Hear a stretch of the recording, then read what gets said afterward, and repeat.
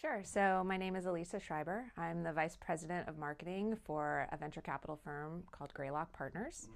What brings me to this event is I have a long relationship with Dean Wilson and USC.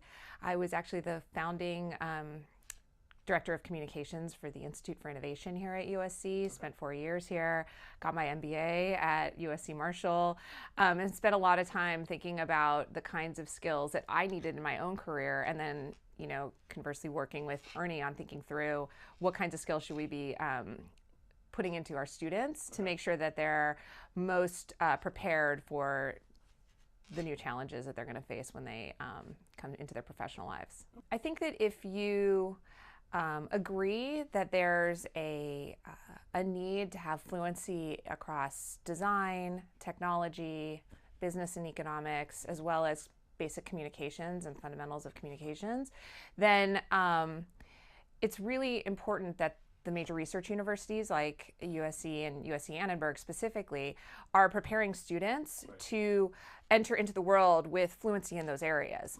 It's not enough to just have your vertical expertise in communications anymore. You have to understand how your work impacts the overall business cycle. Part of what got me excited about working with Ernie on this was actually when I thought about my own path and the fact that I had spent nearly a decade working in communications and marketing and realized that I had a real deficiency around just basic business operations and financial fluency. So I decided at that point in my career to go and pursue my MBA to kind of make up for that deficiency.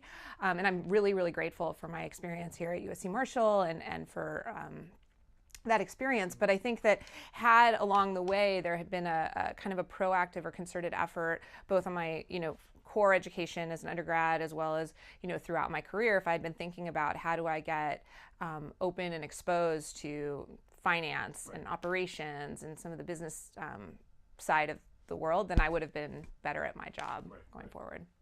So I think that there's a lot of skills that you learn in a business curriculum. There's a lot of skills clearly in an engineering or a design curriculum. And then there's a lot of skills that you'll learn in like a communications curriculum.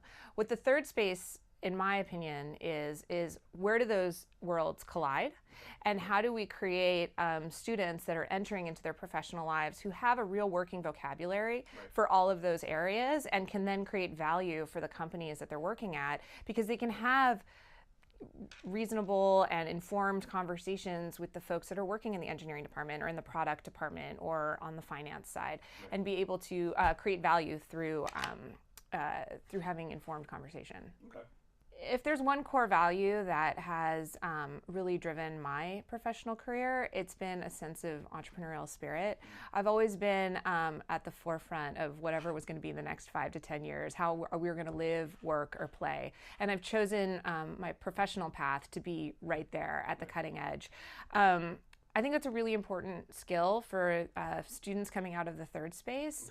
There's, of course, creativity is important, and of course, empathy is important, and all of those things are going to, be of varying importance across, each individual student.